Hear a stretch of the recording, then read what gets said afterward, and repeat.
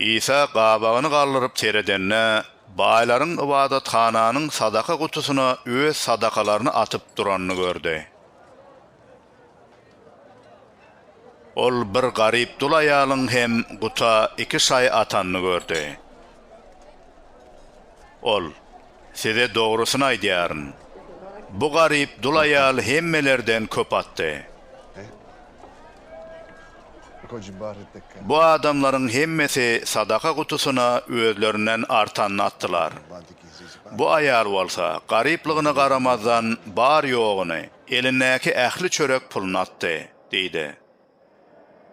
Şähertlerden käbiri ibadatxananın acayip daşlar ve Hudaya bağış edilen peşkeşler bilen bedelenligi barada söz açtı. Şonu İsa, şeýle bir günler geler, şonu bu yerde daş üstünne daş qalmaz. Görýän zatlaryňyzdan hiç zat qalman, hemmesi weýran bolar, diýdi. Olar İsa'dan, "Mugallim, bu zatlar haçan bolar? Bularyň boljak mahalynda nähili alamat peýda bolar?"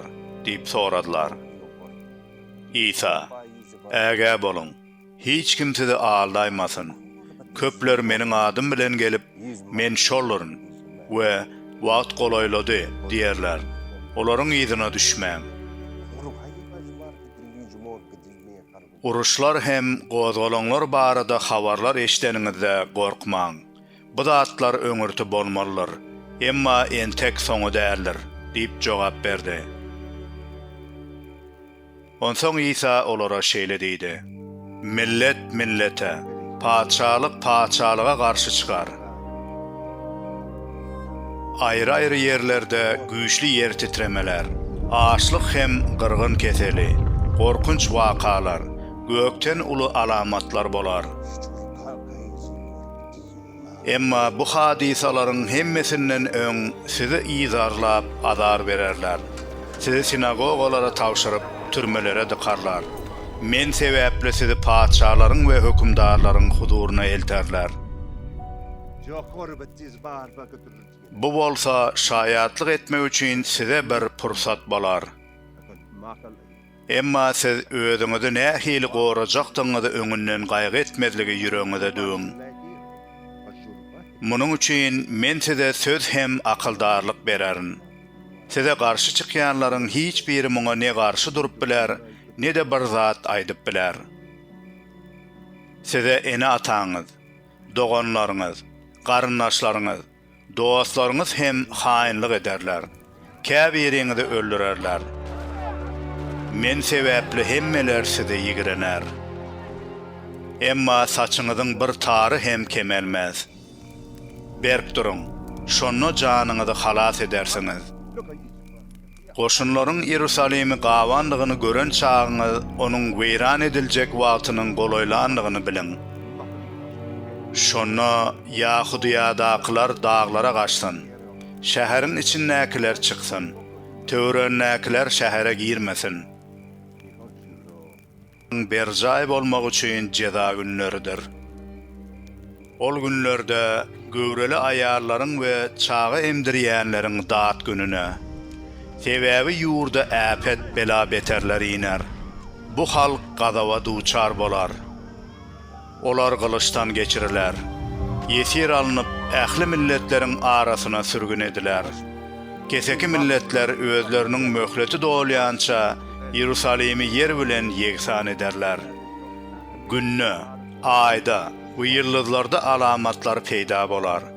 Yer ýüzünde milletler deňiz hem tolkunlaryň gürrüllüsi zerarly başagay bolup galagolpluga düşerler. Adamlar gorkudan, dünýäniň başyna gelýän betpagçylyklara garaşmakdan ýaňa huşlaryny ýitirer. Sebäbi asman jisimleri lerzana geler. Şonu olar insan oglunyň beýik gudrata we şöhrata beslenip bulutlarda gelýänini görerler. Bu zatlar amalaşyp başlanyna başyňyzy galdyryp ýokary seredin. Sebäbi gutuluşyňyzy golaýlap gelýändir. İsa olara bir tymsal aýtdy. "İncire, ähli agaçlara seredin." Olaryň ýapraklandygyny görüp, tomsun goloýlandygyny öz-özüňizden bilýärsiňiz. Şonuň ýaly hem, bu wakalaryň bolanyny göreniňizde Hudaýyň şalygynyň goloýlandygyny bilin. Size dogrusyny aýdýaryn. Bu zatlar bolýança bu nesil dünýäden ötmez. Asman bilen yer öter. Emma meniň sözlerim asla ötmez. Äge bolun. Aşy eşret, serhoşluk, ýaşaýşyň gaýgylary ýüregiňizde ornamasyn. Ýogsam, ol gün duzak kimin duýdansız üstüňizden iner. Çünki ol gün tutuş yer ýüzünde ýaşaýanlaryň her biriniň üstünden iner.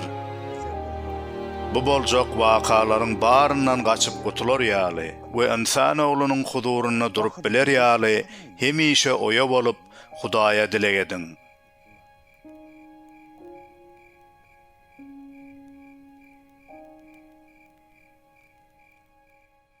İsa gündüzlerine ibadathananyň howlusyna halka öwrederdi.